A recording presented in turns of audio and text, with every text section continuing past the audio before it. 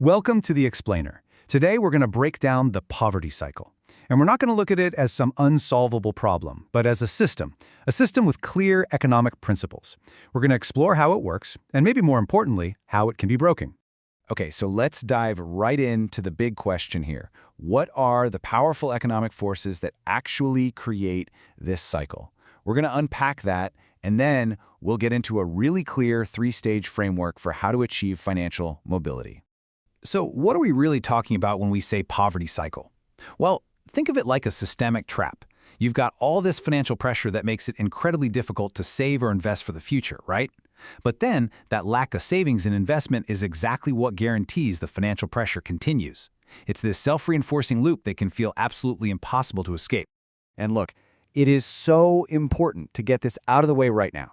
This is not about judging personal choices or suggesting failure. Not at all. This is about understanding the financial principles, the economic forces that anyone can use to break this really powerful cycle. The journey out of the cycle. It all begins with this first, and you could argue the most critical stage, stabilization. This is all about stopping that downward pull and creating a firm foundation that you can actually build on. You know, we often talk about debt like it's this one big, scary thing. But economically, that's just not accurate. There's a huge difference. See, high-interest debt, think credit cards, payday loans, that stuff is an active drain. It's literally working against you every single day.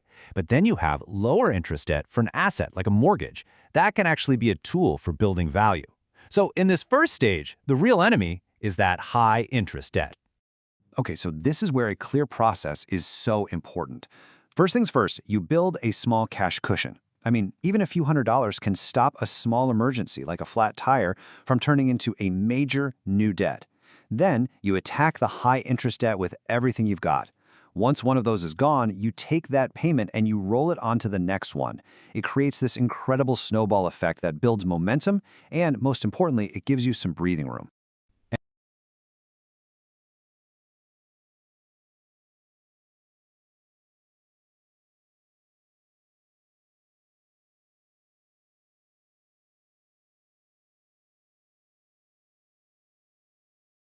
All right, let's move on to stage 2. Once your finances are stable, the whole focus shifts. You stop playing financial defense and you start playing financial offense. And this is where the real progress starts to happen. This right here, this is the engine of economic mobility. It is that simple and it is that profound. The bigger the gap between your income and your expenses, the more fuel you have to power your long-term goals. This is exactly how a financial situation goes from being static and stuck to being dynamic and growing. Now look, we're not talking about giving specific career advice here. That's not the point. The point is to illustrate the underlying economic principle. Your income is directly tied to the value you provide. So if you want to increase that income, you can develop skills that are more valuable in the marketplace. You can seek out better opportunities, or you can find ways to turn the skills you already have into new streams of revenue. And this might be one of the most powerful yet overlooked rules in all of personal finance. It is so easy to let your lifestyle expand to meet your new income. They call it lifestyle inflation. The real key to building momentum is to consciously, intentionally direct a big chunk of any new money toward your financial goals before it just gets absorbed into your daily spending. Okay, now we get to the final and honestly the most powerful stage of this entire journey. The focus expands from just managing today to actively building your future. This is all about making the break from the cycle permanent. This is the fundamental shift in thinking. Earning a living is about trading your time and your labor for money.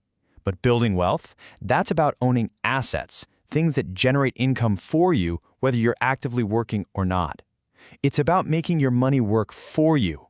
And this chart, wow, it really visualizes the absolute magic of compound growth. The money you save and invest doesn't just sit there, it grows. And then the growth itself starts to grow. Over a long period of time, the growth of your investments can become a way more powerful engine than your initial contributions ever were. So ultimately, this final stage is about completely changing the source of your financial security. It's about building a system that can support you long-term, making sure that the poverty cycle isn't just paused, it's broken for good. So let's bring it all together now. We've walked through the 3 stages, from defense to offense to long-term security. So let's zoom out and look at what that entire journey looks like from a high level. You know, it's so important to see this as a process, not some single event. It takes time. The first few years are all about gaining control. The next several are dedicated to building that momentum. And from there, you transition into true wealth building. Each stage lays the foundation for the next one, transforming a really difficult situation over time. Look, if you take away just one thing from this entire explainer, let it be these 3 interconnected principles. Gain control, build momentum, secure the future. This isn't just a to-do list, it's a roadmap. It really represents the logical path from being trapped by the cycle to breaking it. And that is such a key realization. Breaking this cycle isn't about hitting some magic number in your bank account and then just stopping. It's about adopting a whole new set of principles that reinforce financial health and resilience, creating a positive, upward cycle to replace that old, downward one. So we'll leave you with this final thought. Understanding all these economic principles, well, that's the first half of the equation. The second half is actually applying them. So the real question becomes, what does that first, single, most powerful step look like for you?